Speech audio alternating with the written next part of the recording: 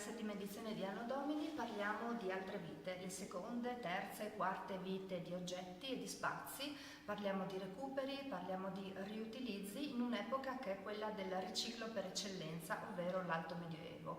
Un'epoca che recupera dall'età romana un patrimonio edilizio importante in termini di monumentalità, poi destinato a essere riconvertito e riadattato in nuovi spazi, in nuove soluzioni, in nuove strutture, da una società che stava cambiando, ma eredita anche un mondo affascinante di oggetti palesati come segno di status che vengono recuperati e riutilizzati per esempio nelle sepolture, eredita dal mondo antico anche oggetti manufatti di uso comune. Indagheremo anche la sfera della quotidianità, dove questi reimpieghi, questi riutilizzi sono anche quelli più affascinanti e forse anche più difficili da riconoscere. Pensiamo a materiali quali il legno, la ceramica, il vetro, ma anche i tessuti. Archeologi, storici e ricostruttori insieme in un dialogo costruttivo e direi appunto ricostruttivo